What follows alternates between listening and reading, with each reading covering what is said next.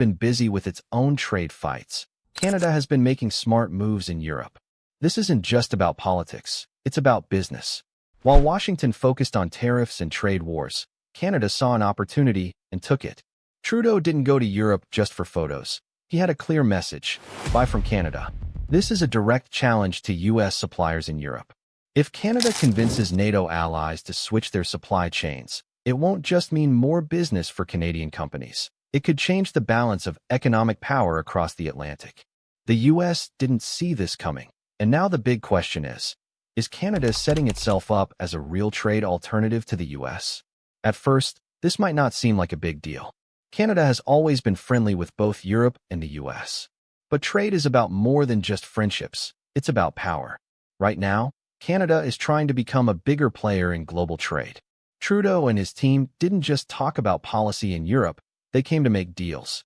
Their message was Canada simple: saw an opportunity stop relying and so took much it. on U.S. Trudeau didn't go to suppliers Europe and choose just for Canada photos. instead. He had a Canada's clear pitch message: makes sense. buy from Canada. It offers lower This is a direct costs, challenge fewer to trade U.S. restrictions, suppliers in Europe. and a more stable If Canada business convinces relationship. NATO allies the to US, switch their on the other supply hand, chains, has it been won't using just mean tariffs more and trade business for rules as Canadian political companies. weapons. It could This change has the made balance of European economic businesses power nervous, across the and Atlantic. many are starting to The see U.S. Canada didn't as a see better this option. coming. And now The the big foundation question of this plan is CETA, Canada the setting trade itself deal up between as a real Canada trade and the alternative EU, to the U.S., which has been in place At first, since 2017. this might not seem like a big deal. Now, Canada has is always been doubling friendly down with on it. both Europe Trade and between the U.S. Canada and the But EU trade is about more already than just worth about friendships.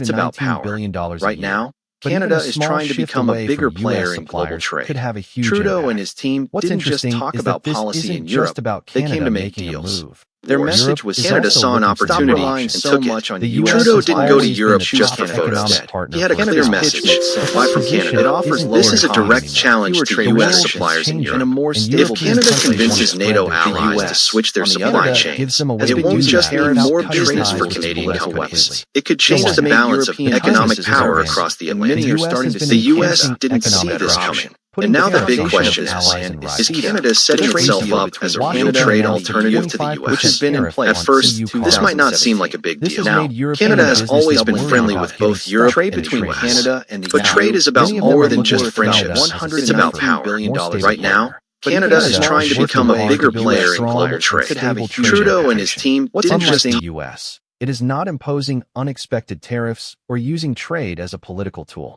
This makes Canada an appealing option for European businesses that want steady and predictable trade relationships.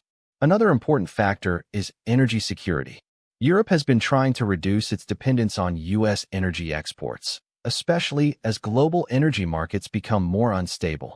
Canada has stepped in as a reliable alternative, offering natural gas and oil to European countries. With energy security becoming a major concern, this gives Canada a big advantage. But it's not just about energy. Canada is also expanding its role in manufacturing, aerospace, and technology, three industries where European companies are looking for dependable and competitive suppliers. This move is not only about trade, it's also about influence. If Canada strengthens its economic ties with Europe, it will gain more than just financial benefits. It will also increase its political power. For years, the U.S. has used its economic strength to influence global politics, especially within NATO. But if NATO countries start shifting their trade partnerships to Canada, the U.S. will lose some of its ability to control global trade decisions. And that's something Washington won't ignore. Right now, Canada is testing the waters. It is negotiating businesses are to shift away from Europe, not even Washington. If these new trade deals hold, Canada will have more power in future negotiations with the U.S. And if the U.S. responds with new tariffs or trade barriers, it could speed up a long-term shift, making Canada an even bigger force in global trade. One thing is clear, this isn't just business as usual. Canada is making a calculated move to become a major trade power, and whether the U.S. likes it or not, this shift is already happening. The real question is, will Canada's strategy succeed, or will the U.S. find a way to pull Europe back under its economic influence? Canada isn't just talking about trade policy, it's securing real economic wins. This isn't about press conferences or handshakes. It's about making sure Canada has a strong position in global trade. The message to Europe is clear. Canada isn't just a backup option. It's a serious alternative challenging that dominance. Even if European businesses shift just a small portion of their supply chains from U.S. companies to Canadian ones, the economic impact could be huge. Billions of dollars could move away from the U.S. and into Canada's economy. And this isn't just a theory, it's already happening. European companies are actively looking for ways to reduce their dependence on U.S. suppliers, and Canada is providing a real alternative. This isn't just about avoiding U.S. tariffs and trade restrictions. It's about stability, predictability, and doing business with a country that doesn't constantly change its trade policies based on politics.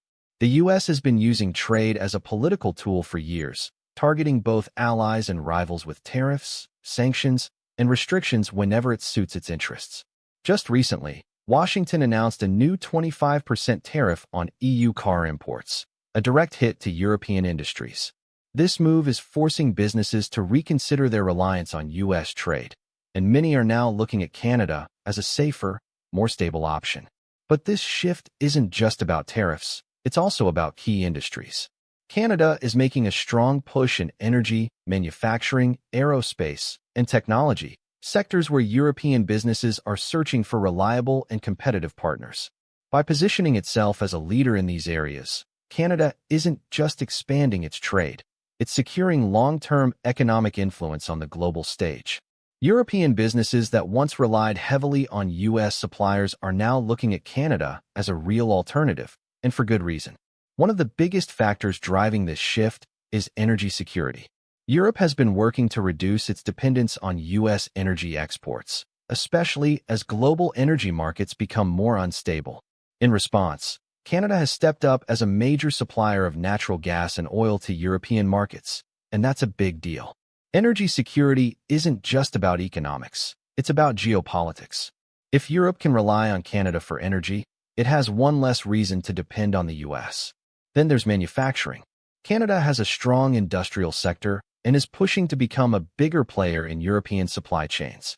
In the past, European businesses often turned to U.S. suppliers for industrial goods, machinery, and aerospace components. But with increasing trade uncertainty surrounding the U.S., Canada is making its case as a more reliable and predictable alternative, and it's working. Take the example of Lindt and Sprungli, one of the world's top chocolate producers. The Swiss company has already started adjusting its supply chains to reduce its exposure to U.S. tariffs. They are now looking at ways to source more from Canada to avoid the economic fallout of rising trade tensions between the U.S. and the EU. This may be just one example, but it reflects a much bigger trend. The big question now is, how far will this go?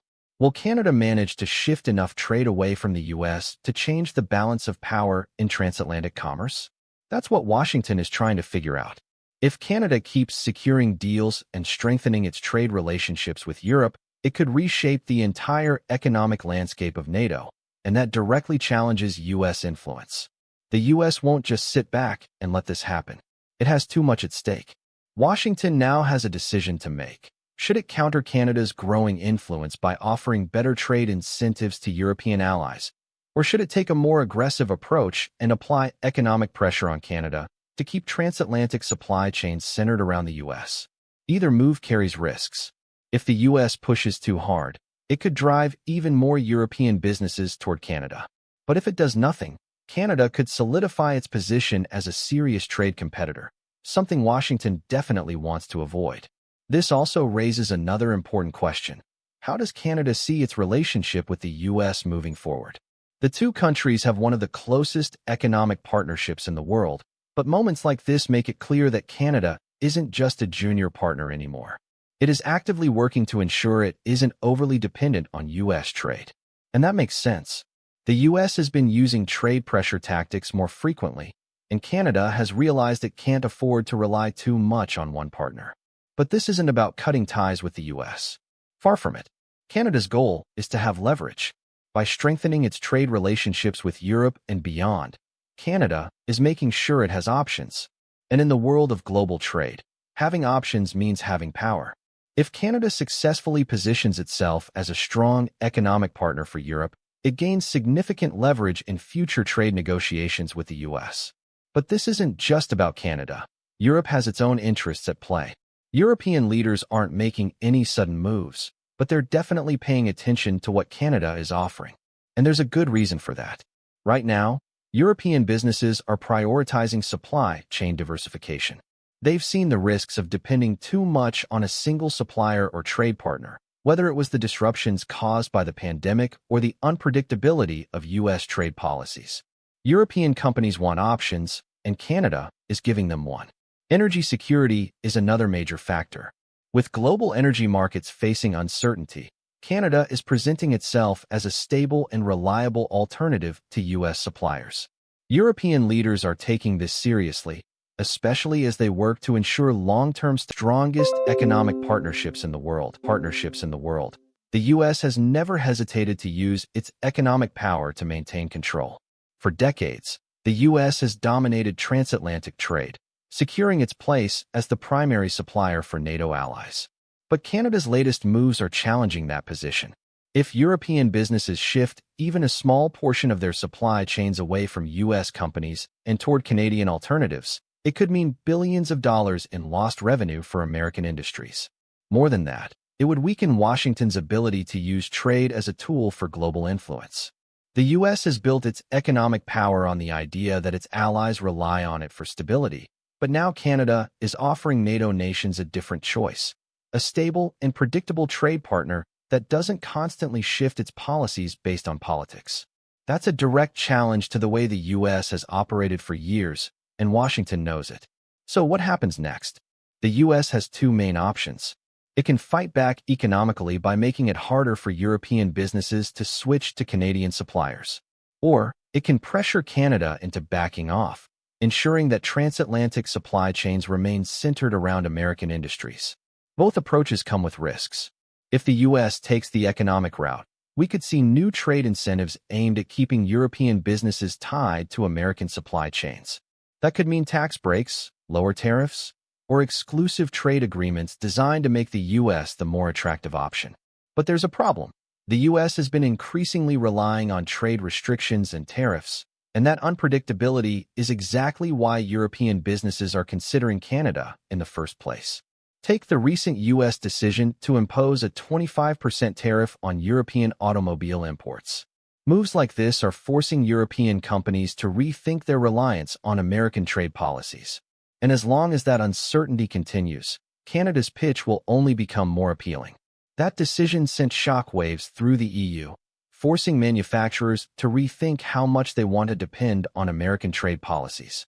If Washington continues to impose aggressive trade restrictions, it could actually push Europe closer to Canada instead of stopping the shift. Then there's the other option, direct pressure on Canada. The U.S. might decide it doesn't want to risk losing influence over NATO's trade network and start making things harder for Canadian exports. This wouldn't be the first time. The U.S. has previously slapped tariffs on Canadian steel and aluminum, and history could repeat itself. In fact, Washington recently doubled tariffs on Canadian steel and aluminum, raising them to 50%. That's not just a minor trade dispute. It's a clear signal that the U.S. is willing to use economic pressure to keep Canada in check. But Canada isn't backing down. In response, Ontario suspended a 25% surcharge on electricity exports to the U.S., making it clear that it's ready to push back.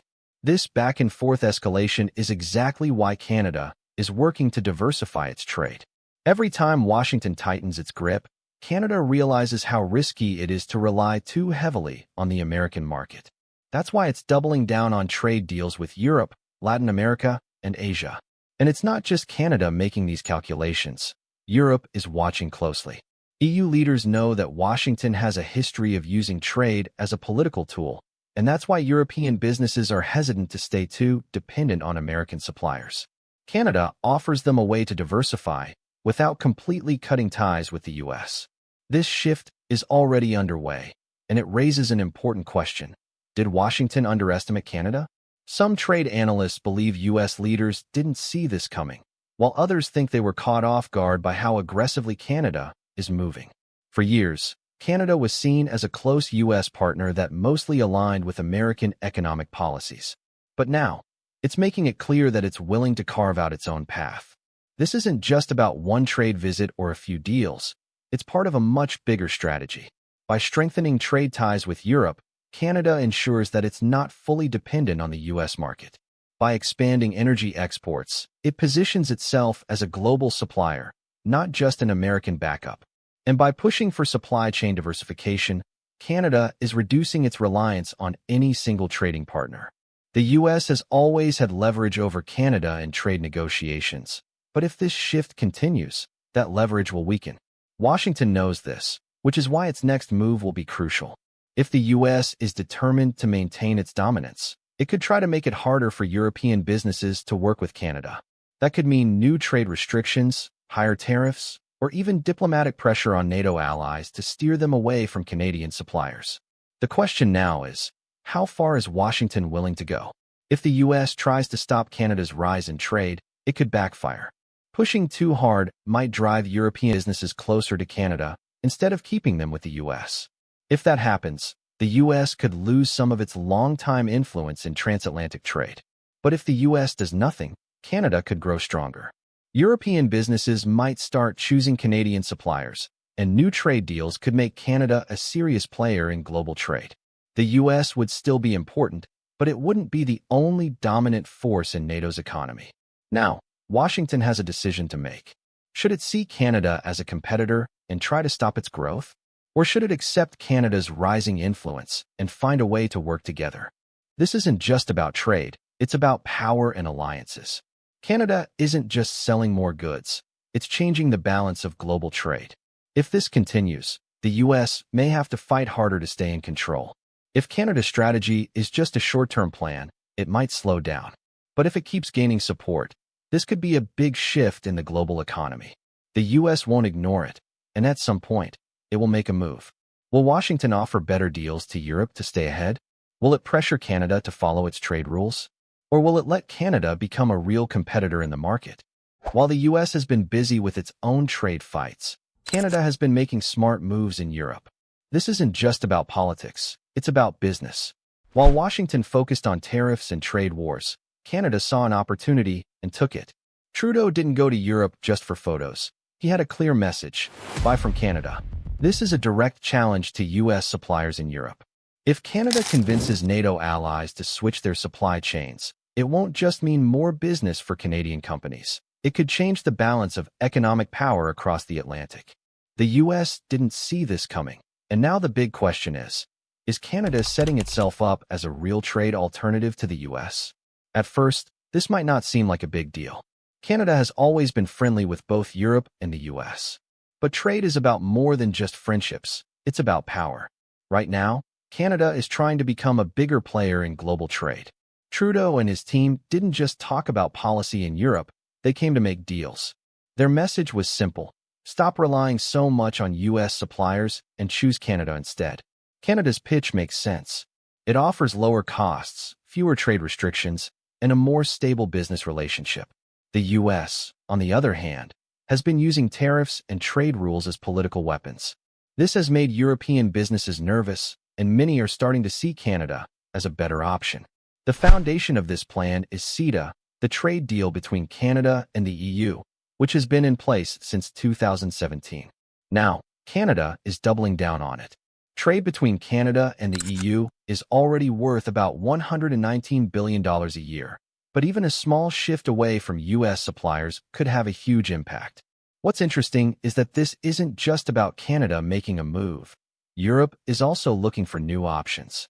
The U.S. has always been the top economic partner for its allies, but that position isn't guaranteed anymore. The world is changing, and European countries want to spread their trade risk. Canada gives them a way to do that without cutting ties with the U.S. completely. So why now? The timing isn't random. The U.S. has been increasing economic pressure, putting tariffs on both allies and rivals. Just recently, Washington announced a 25% tariff on EU car imports. This has made European businesses worried about getting stuck in a trade war. Now, many of them are looking at Canada as a safer, more stable partner. Canada is working hard to build a strong and stable trade reputation. Unlike the U.S., it is not imposing unexpected tariffs or using trade as a political tool. This makes Canada an appealing option for European businesses that want steady and predictable trade relationships. Another important factor is energy security. Europe has been trying to reduce its dependence on U.S. energy exports, especially as global energy markets become more unstable. Canada has stepped in as a reliable alternative, offering natural gas and oil to European countries. With energy security becoming a major concern, this gives Canada a big advantage. But it's not just about energy. Canada is also expanding its role in manufacturing, aerospace, and technology, three industries where European companies are looking for dependable and competitive suppliers. This move is not only about trade, it's also about influence. If Canada strengthens its economic ties with Europe, it will gain more than just financial benefits. It will also increase its political power. For years, the U.S. has used its economic strength to influence global politics, especially within NATO. But if NATO countries start shifting their trade partnerships to Canada, the U.S. will lose some of its ability to control global trade decisions. And that's something Washington won't ignore. Right now, Canada is testing the waters. It is negotiating deals and seeing how willing European businesses are to shift away from U.S. suppliers. If this strategy succeeds, it could lead to a major shift in transatlantic trade. Canada could move from being just a U.S. trade partner to becoming a major global economic player. The U.S. is keeping a close eye on this.